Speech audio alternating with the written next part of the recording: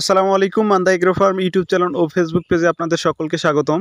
আমি আজকে আপনাদের ফ্রুট ফ্লাই বা মাছি পোকার হাত থেকে কিভাবে আপনার সবজি জাতীয় সকল ফসলকে খুব সহজে রক্ষা করবেন সেটি দেখানোর চেষ্টা করব।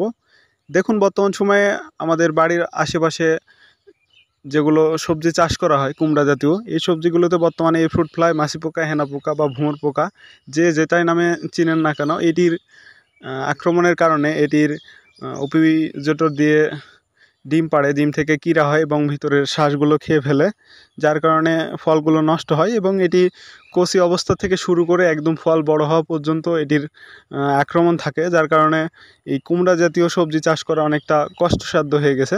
এবং যাদের ছোটোখাটো পারিবারিকভাবে চাষ করেন তাদের তো আসলে এই ফলানো খুবই কঠিন। তো দেখুন, এগুলো হচ্ছে বন্ধু কারেন্ট ফেরোমন। এটির দেওয়ার ফলে এটিতে পানি দিতে হয় না, এইভাবে খেতে টাঙিয়ে রাখলেই হয়। দেখুন, অনেকগুলো পোকা এখানে মারা গেছে।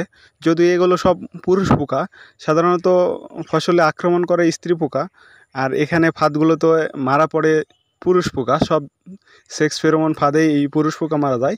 আর পুরুষ পোকা শূন্য হলে, এদের মিলন না ঘটলে আক্রমণের তীব্রতা অনেকটা কমে যায়। অনেক সময় স্ত্রী মাছি পোকাগুলো সেই ক্ষেত থেকে সরে যায়, যার কারণে ফসলগুলো নিরাপদ থাকে। দেখুন, এগুলো দিলে তেমন কীটনাশক দিতে হয় না, মোটামুটি এগুলো দিয়ে কন্ট্রোল করা যায়। যদিও এটি ফুল জালি বা কড়া আসার মাত্রই এগুলো জমিতে সেট করতে হবে। দেখুন, এই জমিতে 3টি ফাঁদ ছিল, আমি প্রত্যেকটি আপনাদের দেখানোর চেষ্টা করলাম।